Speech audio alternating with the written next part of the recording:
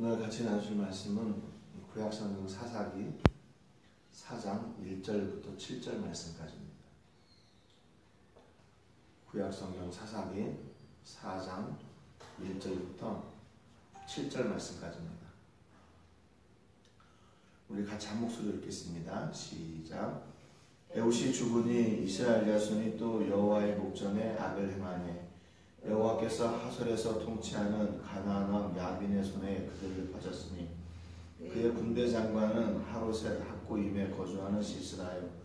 야빈왕은 철병거 900대가 있어 20년 동안 이스라엘 자손을 심히 학대했으므로 이스라엘 자손이 여호와께 부르짖었더라. 그때 라피도세 아내 여선지자 드보라가 이스라엘의 사사가 되었는데 그는 에브라임 산지 라마와 베델 사이 드보라의 종려나무 아래에 거주하였고 이스라엘 자손은 그에게 나아가 재판을 받더라.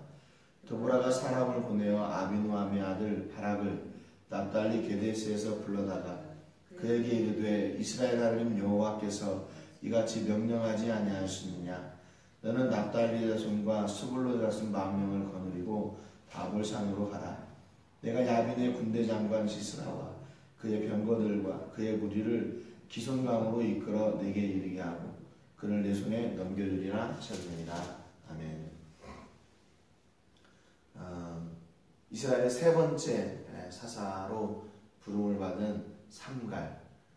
그런데 이제 이 삼갈의 입지가 세 번째와 네 번째 그 사이에 이렇게 껴가지고 이렇게 논쟁이 있었다 이런 말씀을 드렸습니다. 하지만 그도 하나님께 부름을 받고 소모는 막대기로 블레셋 사람들 600명을 죽이고 이스라엘을 구원한 그 하나님의 역사 가운데 쓰임받은 사사였다 이렇게 말씀을 드렸습니다.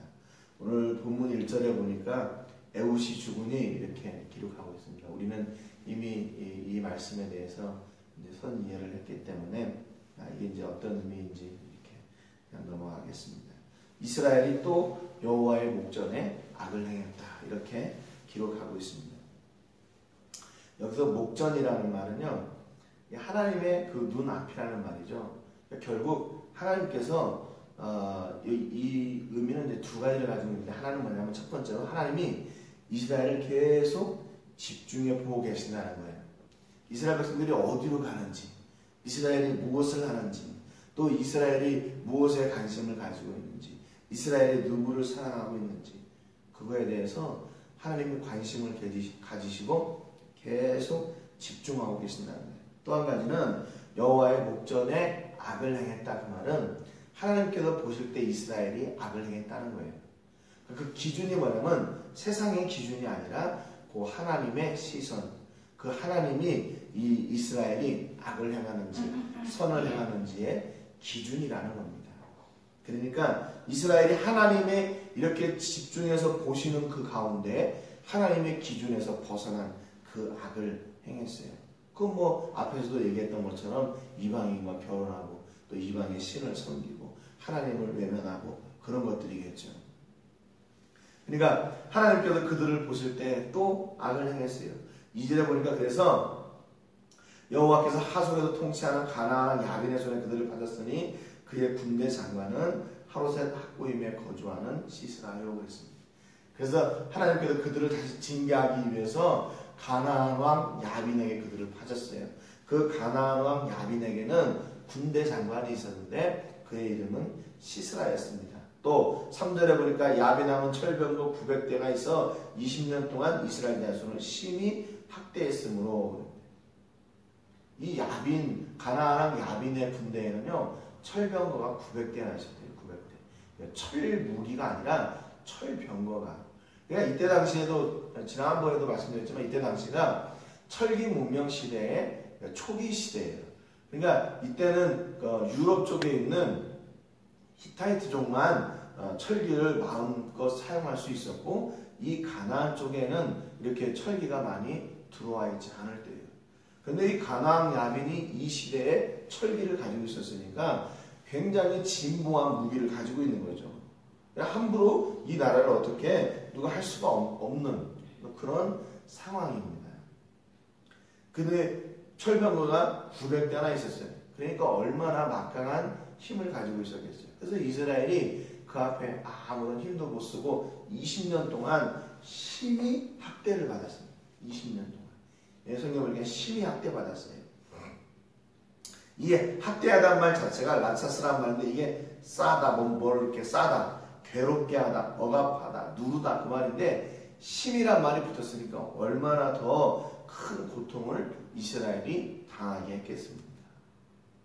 그러니까 또 이스라엘은 어떻게 해요? 4절에 보니까 3절 하반절에 보니까 이스라엘 자손이 여호와께 부르짖었더라. 20년 동안 그 심히 학대를 받으니까 또 하나님께 부르짖기 시작해요. 근데 또 하나님은 부르짖는 그들을 외면하지 않으시고 또 사사를 보내시기로 작정합니다. 4절에 보니까 그때 라피도세 아내 여선지자 드보라가 이스라엘의 사사가 되었는데 이스라엘의 사사가 됐어요. 여러분 그러니까 이 하나님의 사랑은요 멈출 수가 없어요. 그 누가 막을 수가 없어요. 하나님이 한번 정하신 그 구원의 길을 그 누구도 변경시킬 수가 없습니다. 하나님의 사랑은 너무나도 막강하기 때문에 그래요. 그 어떤 것보다 더 위대하기 때문에 그랬습니다. 그러니까 철병거가 900대나 있는 그 야빈의 손에서 하나님께서 구원하시려고 어떤 사람을 뽑았나? 드보라라고 하는 여자 사사를 뽑았어요. 이 의문이 한 가지가 들어요. 그건 뭐냐면 왜 하필 여자인가? 왜 하필 여자인가? 또 여자를 사사로 세운다고 해서 이스라엘이 실제 그 여자 앞에 나가서 다스림을 받고 또 구원을 기대할 것인가? 그때 당시에 여자의 위치가 어떤 정도인지 우리가 다 알고 있잖아요. 숫자 셀 때도 남자만 셌는데. 그런데 하나님은 참 이상한 방법으로 일들을 이루어 가세요. 하나님의 뜻을 이루어 가세요. 근데 신기한 것은 5절에 보니까 그는 에브라임 산지 라마와 베델 사이 드보라의 종려나무 아래에 거주하였고 이스라엘 자손은 그에게 나아가 재판을 받더라 그랬습니다. 여러분 이렇게 힘드니까 하나님께서 세우셨다고 하는 그 사사에게 나가 재판을 받게 됩니다. 아마 이스라엘 백성들이 평온한 시기였다면 이렇게 여기저기에서 나도 저 사람보다 나은데 뭐 이런 사람들이 나오지 않았을까 하는 생각이 들어요. 그런데 고통 중에 있으니까 하나님께서 자기들의 상식에 어긋나는 일을 하시는 것 같아도 그 길을 따라가는 겁니다. 여러분 사사 드보라의 그 사역을 이제 다음에도 나오는데 계속 보면요. 이게 비이성적인 비상식적인 방법으로 하나님께서 일을 이루어 가시는 걸 볼 수가 있어요. 드보라가 종려나무 아래에 거주하고 있었는데 사람들이 그 앞에 와서 계속 재판을 받았어요. 그러니까 하나님의 귀한 일을 하나님이 원하시는 그 일을 감당할 때는요. 여자이든지 장소가 어디든지 그 사람이 자격이 있든지 없든지 그 손에 무엇이 들렸든지 상관이 없어요. 하나님이 사용하시기로 작정하면 사용하시는 거예요. 여러분 근데 이것이요. 이스라엘 백성들이 바로 믿음 가운데 서 있다는 첫 번째 증거예요. 토를 안 달잖아요. 어떻게 그럴 수가 있어 우리한테? 어떻게 그렇게 여자를 사사로 세워가지고 우리를 그렇게 할 수가 있어? 이게 잘못된 거 아니야? 종교 지도자들이 그렇게 왜 그러냐고 토를 달지 않았어요. 그냥 그 하나님께서 세우신 사사 앞에 나가서 그대로 재판을 받습니다. 그들이 믿음 가운데 있기 때문에 순종의 자리에 서 있는 거예요. 여러분 만약에 그들이 이스라엘 백성들이 믿음으로 서 있지 않다, 믿음 가운데 있지 않다 그러면 그 재판받으러 그 자리에 나가지 않았겠죠. 그런데 이스라엘 백성들이 그 고통 가운데서 다시 믿음을 회복하게 되고 하나님을 찾게 되고 그래서 하나님이 세우신 그 여자 사사 드보라에게 나가서 재판을 받게 되는 겁니다. 6절에 보면 드보라가 사람을 보내어 아비노함의 아들 바락을 납달리 게데스에서 불러다가 그에게 이르되 이스라엘의 하나님 여호와께서 이같이 명령하지 아니하셨느냐? 너는 납달리 자손과 스불론 자손 10,000명을 거느리고 바볼산으로 가라. 그렇게 기록합니다. 이게 두 번째 비상식적인 일이에요. 비상식적인 일. 드보라가 사람을 보내가지고 이제 이 납달리 게데스에서 그 바락을 불러와요. 근데 지금 아까도 잠깐 이야기가 나왔는데 드보라는 어디에 사냐면 에브라임 산지에 살아요. 에브라임 산지 라마와 베델 사이에 살아요. 여기는 어디냐면 가나안의 남쪽이에요. 그리고 이 납달리 게데스라는 곳은 가나안의 북쪽이에요. 이게 굉장히 멀어요. 그러니까 차라리 도움을 요청하려면 가까운 곳에 뭐 유다나 이쪽에 가까운 쪽에 가서 도움을 요청해야 되는데 지금 드보라는 북쪽에 있는 이 바락에게 가서 야, 너 이 야빈의 군대와 나가서 싸워라 그렇게 얘기해요. 이게요.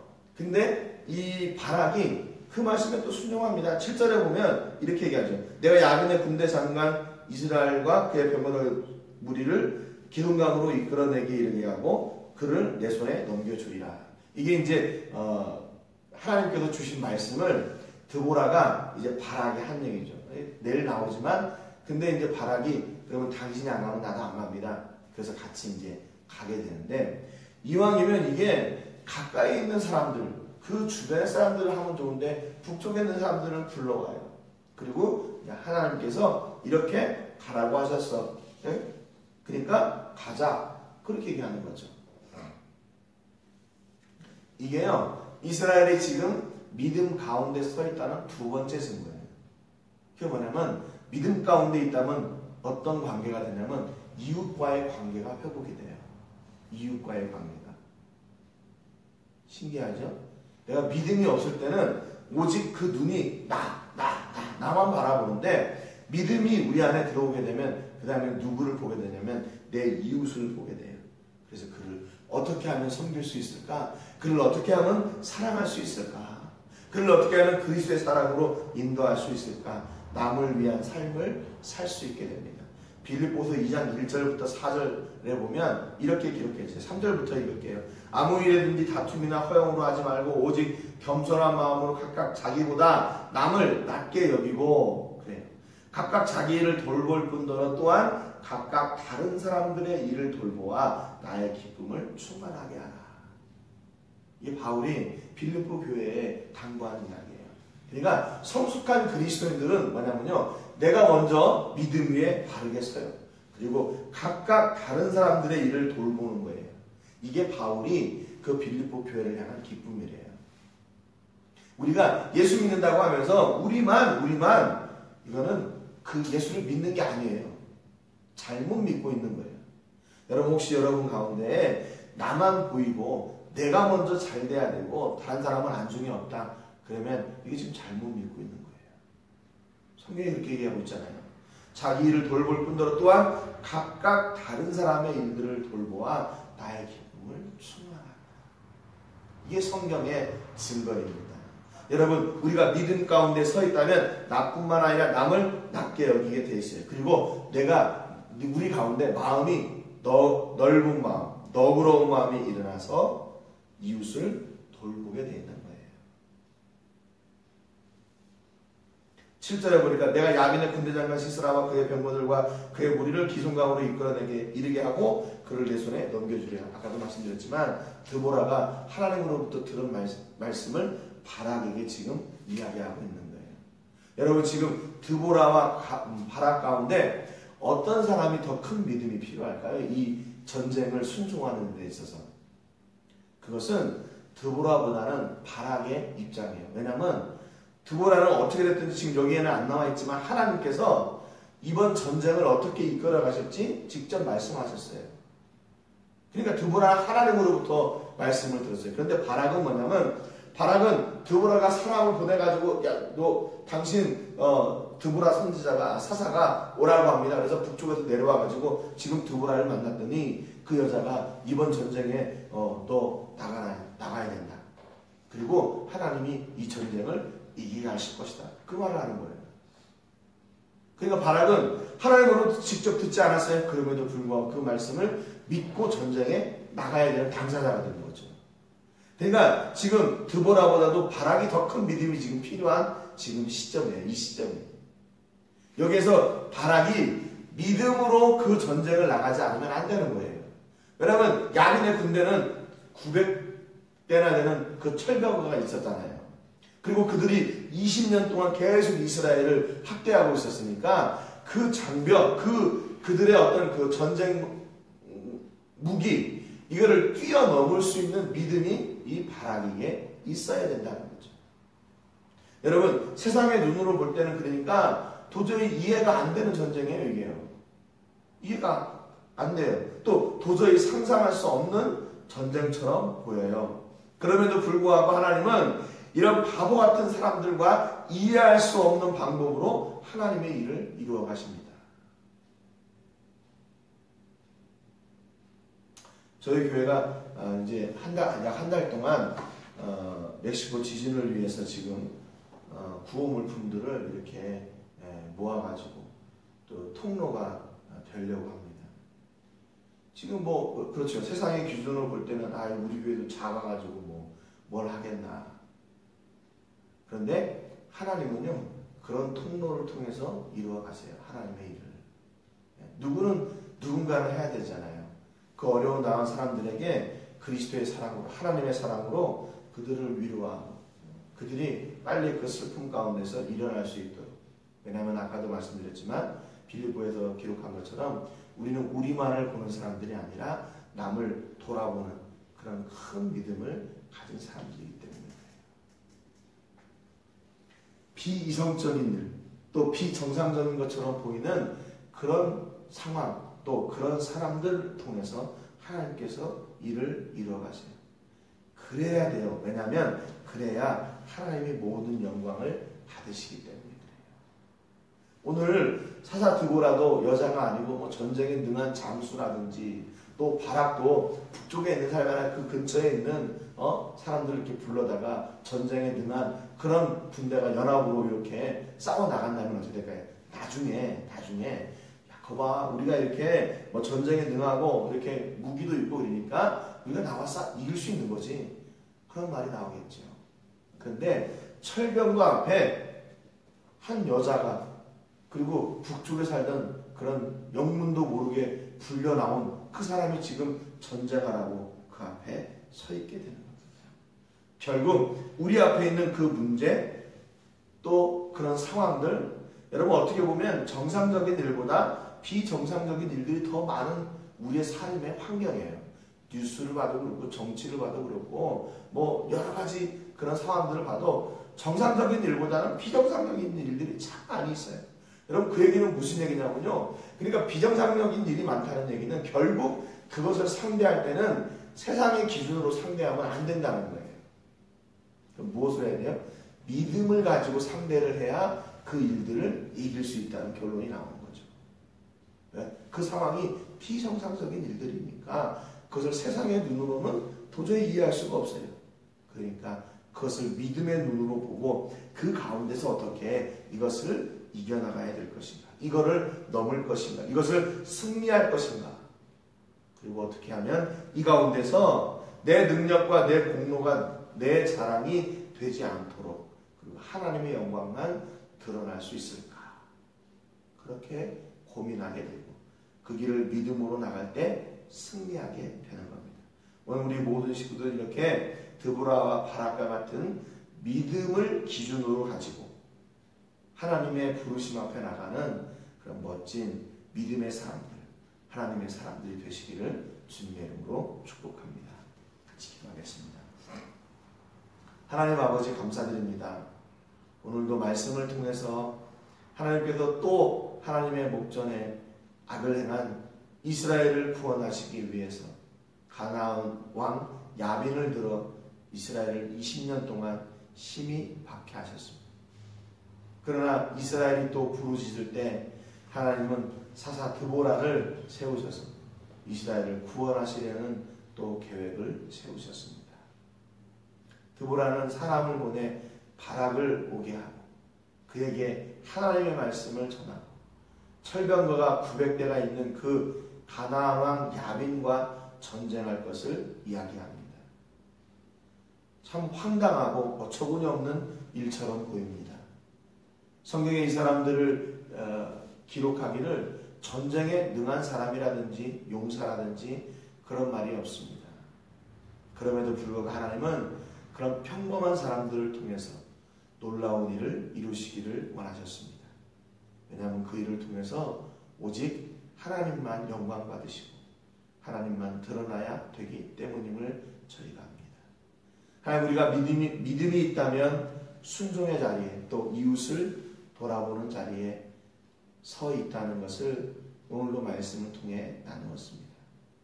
나보다 남을 낮게 여기고 그들을 섬길 줄 아는, 또 그들에게 위로가 될 줄 아는 우리 그리스도인들이 되게 해주시고, 지금 멕시코에 지진이 나서 피해를 당하고 있는 수많은 사람들, 고통 가운데 슬픔 가운데 있는 사람들에게 우리가 그리스도의 사랑을 전하고 하나님의 사랑을 선포하고 희망을 선포하는 그런 통로가 되게 하여 주시옵소서.